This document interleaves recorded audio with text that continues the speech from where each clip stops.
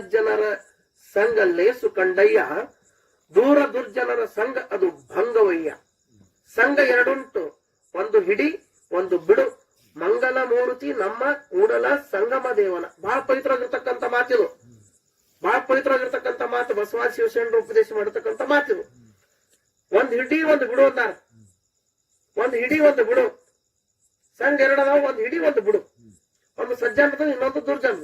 ಮತ್ತ ಸಜ್ಜನರಂತ ಯಾರಿಗೆ ಅನ್ಬೇಕ್ರಿ ಅಂತ ಕೇಳಿದ್ರೆ, ಸಜ್ಜನರಂತ ಯಾರಿಗೆ ಅನ್ಬೇಕು ಅಂತ ಕೇಳಿದ್ರೆ, ಧರ್ಮದ ಬಗ್ಗೆ ತಾ ತಿಳ್ಕೊಂಡಿರ್ಬೇಕು,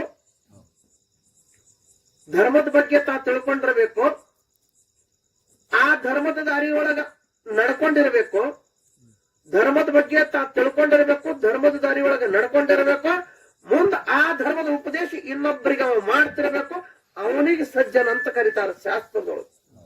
ನಾವೇನ್ ತಿಳ್ಕೊಂಡ್ರೆ ಕೆಂಪಂಗಿ ಹಾಕೊಂಡ ಚಲೋ ಅದಾನಂತ. ನಾವೇನ್ ಮಾಡಕತ್ತೇವಿ, ಕೆಂಪಂಗಿ ಹಾಕೊಂಡ ಚಲೋ ಇರ್ಬೇಕಂತ. ಕೆಂಪ ಬಿಳಿಯು ಕರಿಯುವುದಕ್ಕೆ ಏನಿಲ್ಲ, ಇದಕ್ಕೇನಿಲ್ಲ. ಅಧ್ಯಾತ್ಮದೊಳಗೆ ಏನದ ಅಂತ ಕೇಳಿದ್ರೆ, ಧರ್ಮದ ಬಗ್ಗೆ ಅವ ತಿಳ್ಕೊಂಡ್ ಹಂಗ ನಡ್ಕೊಂಡ್ ಇನ್ನೊಬ್ಬರಿಗೆ ಉಪದೇಶ ಮಾಡ್ತಿರ್ಬೇಕು. ಅದಕ್ಕೆ ಅವನಿಗೆ ಅಂತಾರ ಅಂತ ಕೇಳಿದ್ರೆ ಸಜ್ಜನ ಅಂತ ಕರೀತಾರ, ಸಜ್ಜನ ಅಂತ ಕರೀತಾರ. ಅದಕ್ಕೆ ನಿಜಗುಂಡ್ರು ಅಲ್ಲಿ ವೇದಾಂತದೊಳಗೆ ಕೊನೆ ಸ್ಥಳದೊಳಗೆ ಏನು ಉಪದೇಶ ಮಾಡ್ಯಾರಂದ್ರ, ಜಾಣನು ಲೌಕಿಕ ಹಾಗೂ ಪಾರಮಾರ್ಥ ಎರಡನ್ನು ಮಾಡದೆ ಕೂಡಿ ನಡೆಸುತ್ತೀಯನು ಎಂತು. ಯಾರಿಗೆ ಶರಣೆ ಅಂದ್ರು, ಯಾರಿಗೆ ಶರಣ ಅಂದ್ರು, ಯಾರಿಗೆ ಸಂತ ಅಂದ್ರು, ಯಾರಿಗೆ ಮಹಾತ್ಮ ಅಂತ ಕರೆದ್ರು ಅಂತ ಕೇಳಿದ್ರೆ, ಇದು ವೇದದೊಳಗಿಂದ ಐತಿ ಮಾತ. ಅಲ್ಲಿದು ಇಲ್ಲಿದು ಅಲ್ರಿದು, ಹಾದಿ ಬೀಜದ ಅಲ್ಲಿದು, ಸಂತಾಗಿಂದ ಅಲ್ಲಿದು, ಕೈಪಲ್ ಬಜಾರ್ದಾಗ ಟೆಸ್ಲಾರ್ ಅಂಗಡಿಯಾಗ ಆ ಕಡೆ ಕಡೆ ಸಿಗೋದು, ಕಿರಾಣಿ ಅಂಗಡಿಯಾಗ ಸಿಗಂತದ್ದು ಮಾತಲ್ಲ. ಇದು ವೇದದೊಳಗಿನ ಮಾತದ. ಏನು ಅಂತ ಕೇಳಿದ್ರೆ, ಜಾಣನು ಲೌಕಿಕ ಹಾಗೂ ಪಾರಮಾರ್ಥ ಎರಡನ್ನು ಮಾಡದೆ ಕೂಡಿ ನಡೆಸುತ್ತೀಯನು ಎಂತು. ಪ್ರಪಂಚ ಮತ್ತು ಪಾರಮಾರ್ಥ ಎರಡು ಬಿಡ್ಲಾರ್ದೆ ಜೋಡ್ ಕೂಡ ಹೊತ್ತುಕೊಂಡು ಚಂದಂಗೆ ಯಾವ ನಡೆಸ್ಕೊಂಡು ಹೊಂಟಾನ. ಪ್ರಪಂಚಕ್ಕೂ ಕೊರತೆ ಬಿದ್ದಿರಬಾರ್ದು, ಈ ಕಡೆ ಪಾರಮಾರ್ಥಕ್ಕೂ ಕೊರತೆ ಬಿದ್ದಿರಬಾರ್ದು. ಇವು ಎರಡು ಜೋಡಿಲೆ ಅವನ್ ಜಕ್ಕೊಂಡು ಹೊಂಟಾನ, ಅವನಿಗೆ ಶಾಣೆ ಅಂತ ಕರೀತಾರ ವೇದಾಂತದೊಳಗೆ, ವೇದದೊಳಗೆ ಹೇಳ್ತಾರ. ಬಹಳ ಪವಿತ್ರವಾಗಿರ್ತಕ್ಕಂಥ ಮಾತು. ನಮಗೇನಾಗ್ಯದ, ಅವನಿಗೆ ಹೆಂಡ್ರಿಲ್ಲ, ಮಕ್ಕಳಿಲ್ಲ, ಸನ್ಯಾಸಾನ, ಕೆಂಪ್ ಹಾಕೊಂಡಾನ, ಬಿಳಿ ಹಾಕೊಂಡಾನ, ಅವ್ ಕಾರ್ ಗಡೆ ಹೊಂಟಾನ, ಹೆಲಿಕಾಪ್ಟರ್ದಾಗ ಹೊಂಟಾನ, ನಾವು ಜೈ ಹೊಡ್ಕೊತ ಬೆನ್ ಹತ್ತಿದೆವು. ಅವನಲ್ಲಿ ಇರ್ತಕ್ಕಂಥ ಜ್ಞಾನ ಏನದ, ಅವನಿಂದ ನಮ್ಮ ಉದ್ಧಾರ ಆದಿತ್ತೇನು, ಅವನಿಂದ ನಮ್ಮ ಉದ್ಧಾರ ಆದಿತ್ತೇನು ಪ್ರಶ್ನೆ. ನಿಮ್ಗೆ ಅದೊಂದು ನೆನ್ಪು ಮಾಡ್ಕೊಂಡೆ ಮುಂದೆ ಬರ್ತೀನಿ. ಮೈತ್ರಾದೇವಿ ಮತ್ತು ಯಜ್ಞವಾಲಿಕರ ಸಂವಾದ. ಯಜ್ಞವಾಲಿಕರು ಎಲ್ಲಿದ್ರು ಅಂತ ಕೇಳಿದ್ರೆ, ಜನಕ್ ಮಹಾರಾಜ್ ಎಲ್ಲಿದ್ರಿ? ಜನಕ್ ಮಹಾರಾಜ್ ಎಲ್ಲಿದ್ದ? ರಾಮಚಂದ್ರ ಪ್ರಭು ಅಯೋಧ್ಯೆ ಪಟ್ಟಣದಾಗಿದ್ದ. ಮತ್ತು ಜನಕ ರಾಜ ಹೆಣ್ಣು ಕೊಟ್ಟ, ರಾಮಚಂದ್ರ ಪ್ರಭು ಹೆಣ್ಣು ಕೊಟ್ಟ ಜನಕ ಮಹಾರಾಜ ಅವ ಎಲ್ಲಿದ್ದ? ಮಿಥಿಲಾ ಪಟ್ಟಣದೊಳಗಿದ್ದ. ಮಿಥಿಲಾ ಪಟ್ಟಣದೊಳಗೆ ಜನಕ ಮಹಾರಾಜ ಇದ್ದ. ಎಲ್ಲ ಇತ್ತು, ಸರ್ವ ಸಂಪತ್ತಿತ್ತು. ಆದ್ರೂ ಕೂಡ ಯಜ್ಞವಾಲಿಕರಂತ ಒಬ್ಬ ಬ್ರಹ್ಮಜ್ಞಾನಿಯನ್ನು ತನ್ನ ಆಸ್ಥಾನದಾಗ ಇಟ್ಟುಕೊಂಡು ಅವರಿಗೆ ಉಣಿಸಿ ತಿನ್ನಿಸಿ ಸೇವಾ ಮಾಡಿ ಅವ್ರಿಗೆ ಇರ್ಲಕ್ಕೆ ವ್ಯವಸ್ಥೆ ಮಾಡಿಕೊಟ್ಟು ಏನ್ ಮಾಡ್ತಿದ್ದ ಜನಕ ಮಹಾರಾಜ ಅಂತ ಕೇಳಿದ್ರೆ, ಪ್ರತಿನಿತ್ಯ ಅವ್ರ ಮುಖದಿಂದ ಶಾಸ್ತ್ರ ಕೇಳ್ತಿದ್ರಿ. ಬರೇ ಅವ ಒಬ್ಬರೇ ಅಲ್ಲ, ಸಾವಿರಾರು ಮಂದಿ ಸಾಧು ಸತ್ಪುರುಷರು, ನಮ್ಮಂತವ್ರು ಶರಣರು ಸಂತರು ಬಂದು ಯಜ್ಞವಾಲಿಕರ ಮುಖದಿಂದ ಶಾಸ್ತ್ರ ಕೇಳ್ತಿದ್ರಂತ. ಸಾಮಾನ್ಯ ಜನರು ಅಲ್ಲ, ಸಾವಿರಾರು ಮಂದಿ ಸಾಧು ಸತ್ಪುರುಷರು ಏನ ಶಾಸ್ತ್ರ ಕೇಳೋ ಸಲುವಾಗಿ ಮಿಥಿಲಾ ಪಟ್ಟಣಕ್ಕೆ ಬಂದಿರಲ್ಲ, ಅವ್ರಿಗೆಲ್ಲರಿಗೆ ಇರ್ಲಕ್ಕೆ ವ್ಯವಸ್ಥೆ ಮಾಡಿದ ಜನಕ ಮಹಾರಾಜ. ಬಹಳ ಪವಿತ್ರವಾಗಿರ್ತಕ್ಕಂಥ ಮಾತು. ಯಜ್ಞವಾಲಿಕರ ಪ್ರತಿನಿಧಿ ಶಾಸ್ತ್ರ ಹೇಳ್ತಿದ್ರು. ಅವರಂತ ಬ್ರಹ್ಮಜ್ಞಾನಿಗಳು ಯಾರಿಲ್ಲ.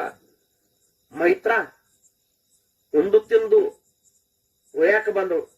ತಾಯಿ ತಂದೆ ಇಬ್ರು ಕೂಡಿ ಸಂಕಲ್ಪ ಮಾಡಿದ್ರ ಮಗಳ ಲಗ್ನ ಮಾಡೋಣ ಅಂತೇಳಿ ಒಂದು ಯೋಗ್ಯ ವರ ಹುಡುಕಾಡ್ಕೊಂಡು ಮೈತ್ರನ ತಂದಿದ್ದ ಮನೆಗೆ ಬಂದ. ಮಗಳಿಗೆ ಹೇಳ್ದ, ತಂಗಿ ನಿನ್ನ ಸಲುವಾಗಿ ಒಂದು ವರ ಹುಡುಕಾಡ್ಕೊಂಡು ಬಂದೀನಿ, ಎಲ್ಲಾ ಐತಿ ಅಂದ. ಬೆಳ್ಳಿ ಬಂಗಾರ ರೊಕ್ಕ ರೂಪಾಯಿ ಸಂಪತ್ತ ಎಲ್ಲಾ ಸಿರಿ ಸಂಪತ್ತ ಐತಿ, ಅವನಿಗೆ ದಾರೆ ಎರೆದು ಕೊಡ್ಬೇಕಂತ ವಿಚಾರ ಮಾಡಿ ನಂದಾಗ ಮೈತ್ರ ಕೇಳಿದ್ರು, ಯಪ್ಪ ನಾ ರೊಕ್ಕ ರೂಪಾಯಿ ಬೆಳ್ಳಿ ಬಂಗಾರ ಕೇಳಿಲ್ಲ ನಿನಗೆ, ಅವನಲ್ಲಿ ಪುರುಷಾರ್ಥಗಳು ಅದಾವೇನು ಅಂತ ಕೇಳು.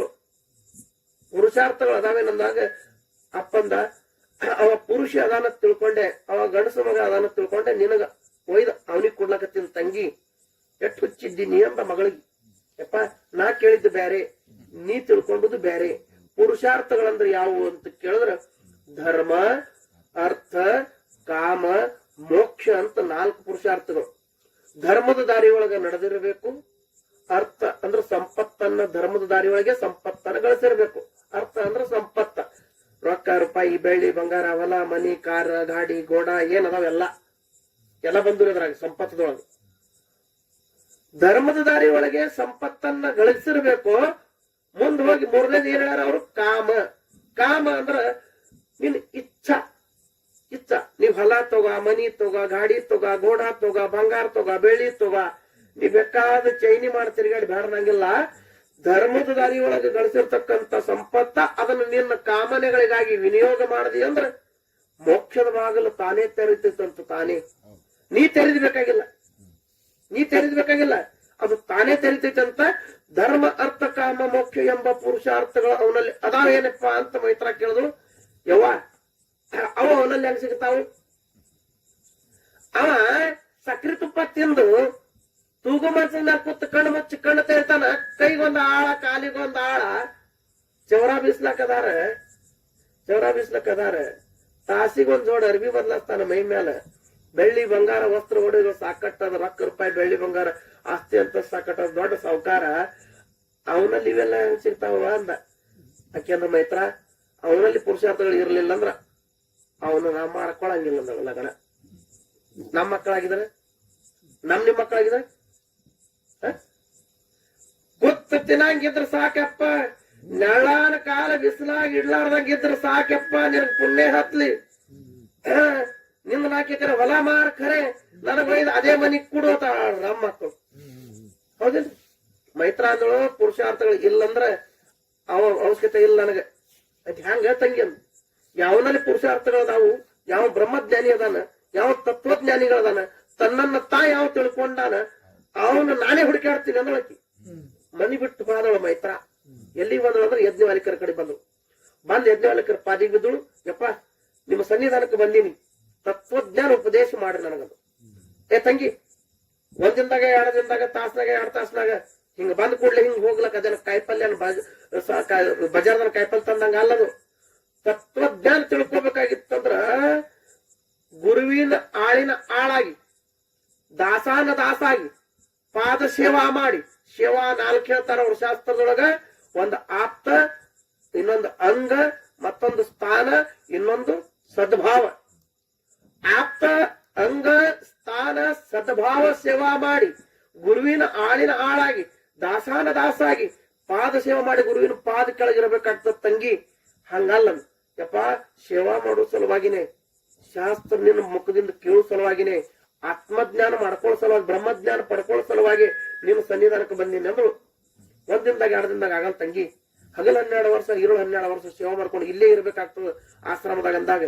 ಯಪ್ಪ ನಾ ಎಲ್ಲಾನೇ ಬಿಟ್ಟು ಬಂದಿದ್ದ, ಇಲ್ಲೇ ಇರ್ತ, ನೀನು ಸೇವಾ ಮಾಡ್ತ, ಅಂತಃಕರಣ ಪೂರ್ವಕವಾಗಿ ಸೇವಾ ಮಾಡ್ತ. ಅಂತಃಕರಣ ಕಡೆಗೆ ಹೋದ ಬಳಕ ಮತ್ತ ಅದ್ರೊಳಗ 4 ವಸ್ತುಗಳದಾವ್ರಿ. ಅಂತಃಕರಣದೊಳಗ 4 ವಸ್ತು ಅದಾವ್ರಿ. ಒಂದು ಮನಸ್ಸ, ಇನ್ನೊಂದು ಬುದ್ಧಿ, ಮತ್ತೊಂದು ಚಿತ್ತ, ಇನ್ನೊಂದು ಅಹಂಕಾರ ಅಂತ. ಅಂತಃಕರಣ ಚತುಷ್ಟಯಗಳ ಅಂತ ಕರೀತಾರೆ ಇದಕ್ಕೆ. ಇವಕ್ ವೇದಾಂತೊಳಗಿನ ಮಾತಿವು, ಶಾಸ್ತ್ರೊಳಗಿನ. ಈ ಅಂತಃಕರಣ ಸ್ವಚ್ಛ ಇಟ್ಕೊಂಡು ನಿನ್ನ ಸೇವಾ ಮಾಡ್ತೀನಿ ಅಂತ ಯಜ್ಞವಾಲಿಕರ ಕಾಲಿಡದಾಗ ಯಜ್ಞವಾಲಿಕರ ಮಾತು ಹೇಳಿದ್ರು. ಹೇಳ ತಂಗಿ, ವಯಸ್ಸಿಗೆ ಬಂದ ಹೆಣ್ಮಗಳು, ನೀ ಇಲ್ಲಿ ಆಶ್ರಮದಾಗ 12 ವರ್ಷಗಟ್ಲೆ ಇಲ್ಲೇ ಇದ್ರ ಈ ಜಗತ್ತಿನ ಜನ ನಮಗ ಅಪವಾದ ಕೊಡ್ತದವ.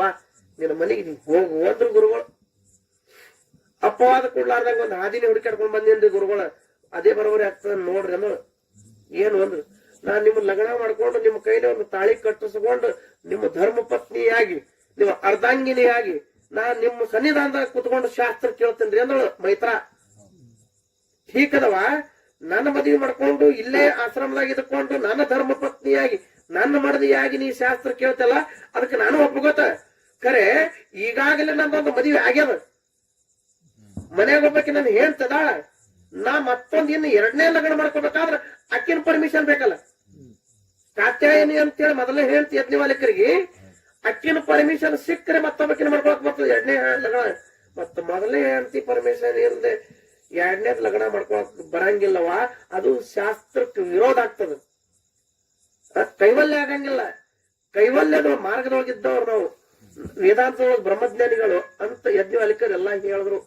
ಅವಾಗ ಆ ಮೈತ್ರ ಅಂದ್ರು, ನಾನೇ ಹೋಗಿ ಕಾತ್ಯಾಯಿನಿ ಸೇವಾ ಮಾಡಿ ಕಾತ್ಯಾಯಿನಿ ಮನಸ್ಸು ಒಲಸಿ ಆಕಿನ ಕೈಲಿ ಹೊರಗೆ ಪಡ್ಕೊಂಡು ಆಕಿನ ಪರ್ಮಿಷನ್ ತಗೊಂಡ್ ಬರ್ತೇನ್ರಿ ಅಂತ ಹೇಳಿ ಆಶ್ರಮದಿಂದ ಮನಿಗೆ ಹೋದಳಕಿ ಮೈತ್ರ.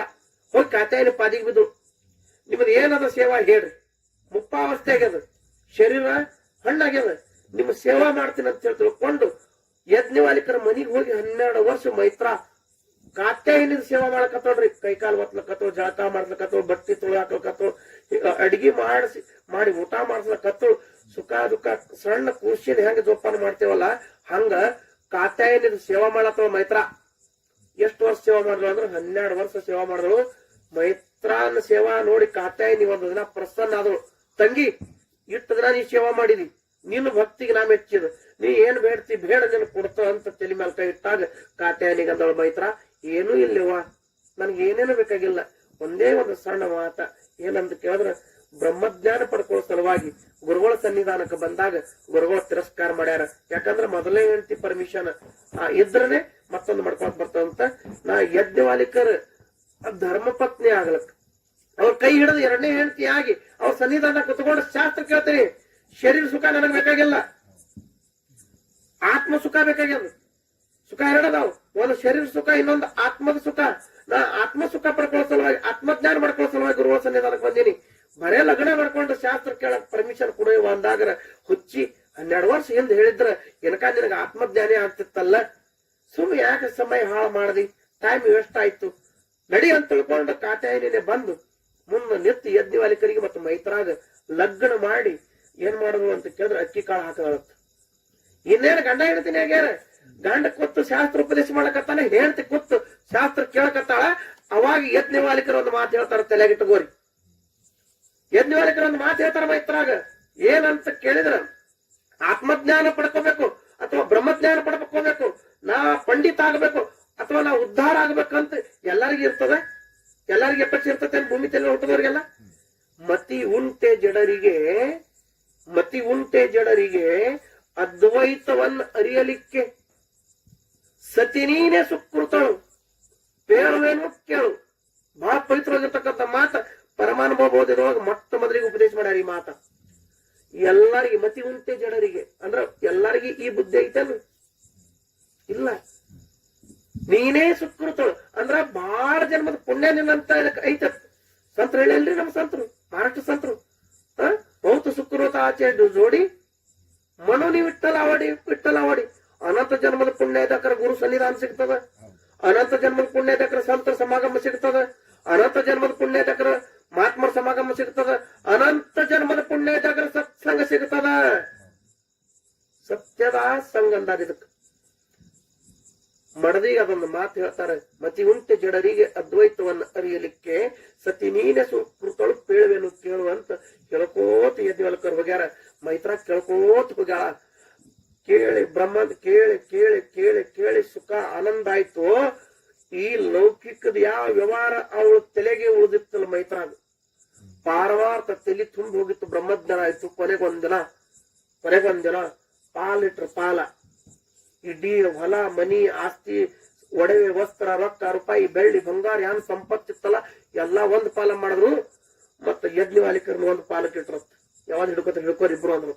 ಕಾತ್ಯಾಯಿನಿ ಅಂದ್ರು ಹೊಲ ಮನಿ ಏನ್ ಆಸ್ತಿ ಅಂತ ಸ್ಥಿತಿಲ್ಲ, ಅದು ನನಗಿರ್ಲಿಲ್ಲ. ಆಕಿಗೆ ಶಾಸ್ತ್ರ ರುಚಿನೇ ಇಲ್ಲ. ಮೈತ್ರ ಅಂದ್ರು ನನ್ನ ಗುರುಗಳು ಒಬ್ರಿದ್ರು ಸಾಕು. ಪತಿದೇವ್ರ ಅವ ಒಬ್ಬ ಇದ್ರು ಸಾಕು. ಯಾಕಂದ್ರ ಬ್ರಹ್ಮಜ್ಞಾನಿ ಅದನ. ಅಂತಪ್ಪ ಸದ್ಗುರುವಿನ ಸೇವಾ ಮಾಡುವಂತ ಭಾಗ್ಯ ನನಗೆ ಸಿಕ್ಕರು ಸಾಕಂತ ಈಗ ಮೈತ್ರಾಗತಾರ. ಏನು ಅಂತ ಕೇಳಿದ್ರ ಶ್ರೇಷ್ಠವಾಗಿರ್ತಕ್ಕಂಥ ಮನುಷ್ಯ ಜನ್ಮದ ಸಾರ್ಥಕತೆ ಮಾಡ್ಕೊಂಡು ಇತಿಹಾಸದೊಳಗೆ ಉಳಿತು ಪರಮಾನುಭವ ಬೋಧೆ ಅಂತ ಒಂದು ಗ್ರಂಥ ತಯಾರು ಮಾಡಿಟ್ಟು ತಲೆಗಟ್ಟುಗಳು. ಈಗ ತಾನೇ ನೀವು ಕೇಳಿದ್ದು ಯೋಗ ವಸಿಷ್ಠ ಮತ್ತು ರಾಮದೇವರ ಸಂವಾದ. ಇದು ಯಜ್ಞವಾಲಿಕರು ಮತ್ತು ಮೈತ್ರಾದೇವಿ ಸಂವಾದ. ಇದಕ್ಕೆ ಪರಮಾನುಭವ ಬೋಧೆ ಅಂತ ಒಂದು ಗ್ರಂಥ ಇಟ್ರು. ನರಜನ್ಮದಿಂದ ಇಹದೋಳು ಮಿಗಿಲುಂಟೆ ಅಂತ ನಾವು ವಿಚಾರ ಇಟ್ಟಿದ್ದೇವೆ ವಿಷಯ. ಶ್ರೇಷ್ಠವಾಗಿರ್ತಕ್ಕಂಥ ಮನುಷ್ಯ ಜನ್ಮ ಸಾರ್ಥಕತೆ ಯಾರು ಮಾಡ್ಕೊಂಡ್ರು ಅಂತ ಕೇಳಿದ್ರೆ ಮೈತ್ರಾದೇವಿ ಮಾಡ್ಕೊಂಡು, ಹಿಂದಿನ ಕಥೆ ಒಳಗೆ ರಾಮದೇವ್ರು ಮಾಡ್ಕೊಂಡ, ಒಂದ್ ಕಡೆ ಕೃಷ್ಣ ಪರಮಾತ್ಮ ಅವನು ಮಾಡ್ಕೊಂಡ, ಎಲ್ಲ ಗುರುಗಳನ್ನ ಯಾರ್ಯಾರು ಮಾಡ್ಕೊಂಡ್ರ ಅವ್ರೆಲ್ಲ ಮಾಡ್ಕೊಂಡಾರಿ. ಯಾರ ಗುರುವಿನ ಮಾಡ್ಕೊಂಡಿಲ್ಲಲ್ಲ ಅವ್ರ ಜನ್ಮ ಅಷ್ಟೇ ಏನಾಗಿಲ್ಲ, ಸಾರ್ಥಕತೆ ಆಗಿಲ್ಲ. ಬಹಳ ಪವಿತ್ರವಾಗಿರ್ತಕ್ಕಂಥ ಮಾತು. ಯಾಕೆ ಅವಸ್ಥೆ ಸ್ಮರಣೆ ಮಾಡ್ಕೋಬೇಕು ಅಂತ ಕೇಳಿದ್ರೆ ವಿಷಯನೇ ಹಂಗದದು. ಇವತ್ತಿನ ವಿಷಯನೇ ನರಜನ್ಮದಿಂದ ಏನೊಳಗೆ ಉಂಟಂದ್ರ ಇವತ್ತಿನ ವಿಷಯನೇ ಹಂಗ ಬಹಳ ಗಂಭೀರವಾಗಿರ್ತಕ್ಕಂಥ ವಿಷಯ.